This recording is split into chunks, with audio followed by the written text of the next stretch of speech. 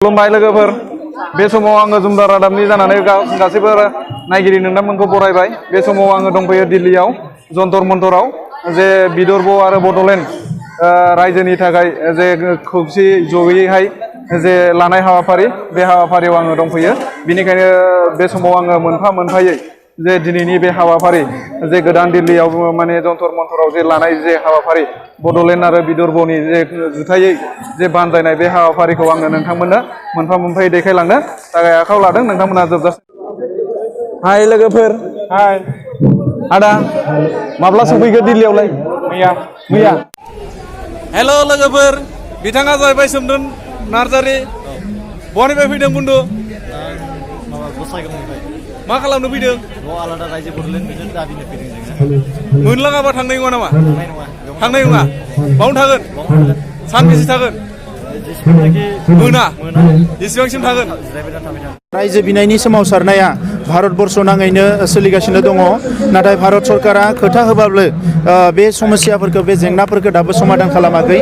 आरो बिनिखायनो दिनै गोदान दिल्लीनि जन्तर मन्तराव विदर्भ रायजो बिग्रा जि विदर्भ रायजो आगारि होननाय मोनसे आफाद आरो लोगोसे बड'लेण्ड जों बड'लेण्डनिफ्राय दुलाराय बर' फरायसा आफाद, peoples joint action committee, NDP progressive UPPL आरो गोबां आफादफोर ज' जानानै विदर्भ बड'लेण्ड इनिसिएटिभ होननानै मोनसे धरना लादों दिनै। आरो बेवहाय एनएफएनएसनिफ्राय नेशनेल फेडारेसन फर निउ स्टेटनिफ्राय बेवहाय सापर्ट होदों। आरो खौसेयै जोङो भारत सरकारखौ बेखौनो बुंनो फैदों जे 2014 मायथाइयाव जेला बिजेपिआ सरकार दायाखैमोन, सरकार दानो थाखाय जेला इलेक्सन गेलेदोंमोन, बै समाव मेनिफेस्ट'आव बिथांमोना लिरनानै होदोंमोन जे जों जुदि रायजोआव सरकार सालायनो हायोब्ला, भारतआव जुदि सरकार दानो हायोब्ला जेसेबां रायजो बिनाय जेंना दङ जों बे गासैखौबो सुफुंगोन। बेखौ बिथांमोना कमिटमेन्ट होदोंमोन। नाथाय दासिमबो बिथांमोना बेखौ मावफुंनानै होआखै। गेजेराव जों नुबाय जम्मु काश्मीरखौ बोखावनानै मोननै इउनियन टेरिटरि बानायबाय आरो बावैसो दाद्रा आरो नागार हाभेलिखौ ज' खालामनानै बिथांमोना मोनसे बानायदों। बिनि उनाव नैबे सोलिबाय थानाय जि मोनसे गोजां बोथोरनि पार्लियामेन्ट, बेवहाय बावैसो विदर्भनि सासे बिजेपिनि एमपि अशोक निटे होननायखौ बिथांमोना प्राइभेट मेम्बार बिल लाबोनो थिनदों विदर्भनि रायजोखौ दानो थाखाय।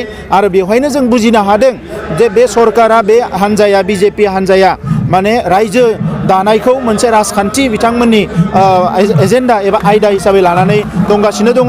दा बिनिखायनो दिनै जों बिथांमोनखौ बुंदों जे बेखौ राजखान्थि एजेन्डाल' खालामालासिनो थाबैनो सुफुंनो थाखाय बिथांमोना राहा लानांगौ।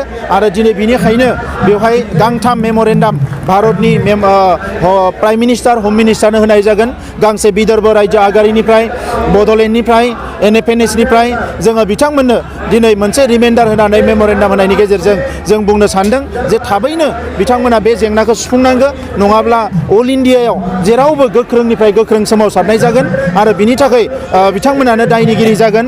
आरो बेबायदि जेंनाखौ सुस्राङालासिनो दोनबाय थायोबा बै ओनसोलफोराव जिफोरो दिनै जौगानायनि हाबाफारिफोर जायाखै, सोलोंथाइनि जि अधिकारफोरखौ मोनाखै, हा हुनि रैखाथिखौ जेराव मोनाखै, गावनि सिनायथि थामोन्थाखौ लानानै थांनानै थानायनि राहा लामाफोरखौ जेरै बानायनानै लायाखै, बिनि थाखाय बिथांमोनानो दायनिगिरि जागोन। बेखौनो दिनै बे धरनानि गेजेरजों फोरमायनाय जादों।